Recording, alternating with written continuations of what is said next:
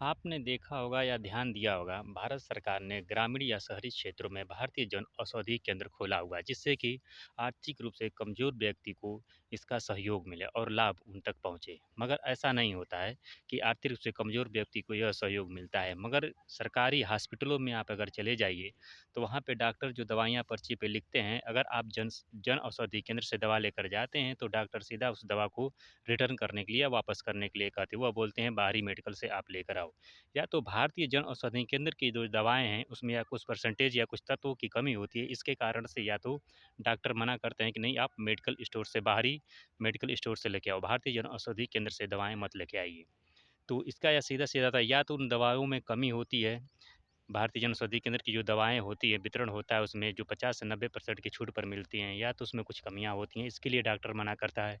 या तो डॉक्टर पर्ची पे दवाइयाँ लिखता है बाहरी मेडिकल स्टोर से, इसलिए कि उनको कुछ परसेंटेज उनको मिले, मुनाफ़ा मिले, यानी उनको कमीशन मिले, इसके वजह से वह बाहरी मेडिकल पर भेजता है।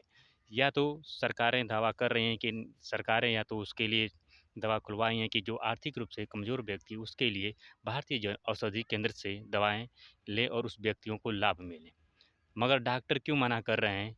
इसका जाँच का विषय है कि डॉक्टर मना क्यों कर रहे हैं? भारतीय जन औषधि केंद्र से दवा लेने के लिए क्यों मना करते हैं?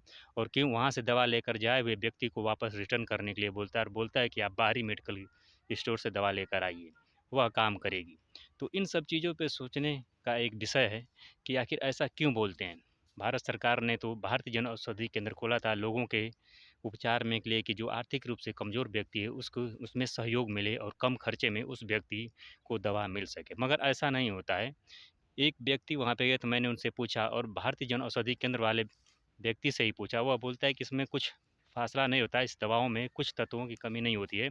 या तो वो लोग जो डॉक्टर होते हैं उन लोगों को बाहरी मेडिकल स्टोरों से कमीशन मिलता होगा, या तो या सरकारें जो दावा करते हैं ना कि भारतीय जन औषधि केंद्र खुला है, उसमें गरीब लोगों को सहायता मिले। मगर ऐसा क्यों वो करते हैं डॉक्टर, ये जाँच का विषय है। और हर जगह जाँच की कमेटी भेजना चाहिए सरकार को कि जो भारतीय जन औषधि केंद्र से अगर सरकार ने अगर खुलवाए हैं भारतीय जन औषधि केंद्र, तो वहाँ से दवाएँ हर व्यक्ति को लेना चाहिए, तो वितरण हो। मगर भारतीय जन औषधि केंद्र पे वह दवा लेने के लिए आदमी जाता है, वहाँ पे भीड़ नहीं लगती है। मगर डॉक्टर पर्ची लिखते हैं और बाहरी दवाएँ लेने के लिए तो वो लोग बाहर की दवाओं को एक्सेप्ट करते हैं। ऐसा क्यों होता है?